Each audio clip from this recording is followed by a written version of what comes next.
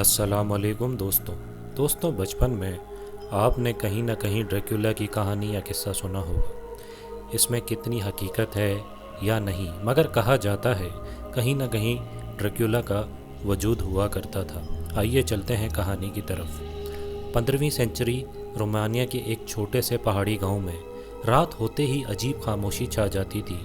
ہوا رک جاتی تھی، کتے چیخنا شروع کر دیتے تھے اور لوگ ڈر کے مارے دروازے بند کر دیتے تھے۔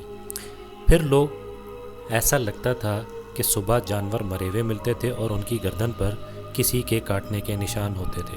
گاؤں والوں نے فیصلہ کیا، سچ جاننا ہوگا۔ ایک جوان ایڈرین نے قسم کھائی کہ وہ رات کو جنگل کے پاس جا کر دیکھے گا۔ اس رات چاند بادلوں کے پیچھے چھپا ہوا تھا، زمین پر گہری دھند پھیل چکی تھی۔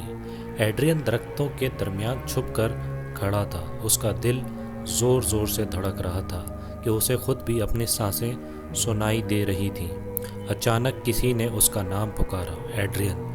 وہ جھٹکے سے پلٹا، لیکن وہاں کوئی نہیں تھا۔ اس بار بالکل اس کے کان کے پاس آواز آئی، تم مجھے ڈھونڈ رہے ہو؟ اس کے ہاتھ سے مشل گر گئی۔ ایڈرین نے صرف چمکتی ہوئی سفید آنکھیں نظر آئیں اور وہ دوڑنے لگا زور زور سے۔ ڈریکولا اس کے قریب آ چکا تھا۔ اچانک ڈریکولا نے اس کے اوپر حملہ کر دیا اور اپنے نوکیلے دانت اس کی گردن میں گڑا دیے۔ صبح گاؤں والوں کو ایڈرین کی لاش ملی۔ چہرہ سفید پڑا ہوا تھا اور آنکھیں پھٹی کی پھٹی رہ گئی تھیں۔ ایسا لگ رہا تھا کہ اس نے مرنے سے پہلے کوئی عجیب خوفناک سی چیز دیکھ لی ہو۔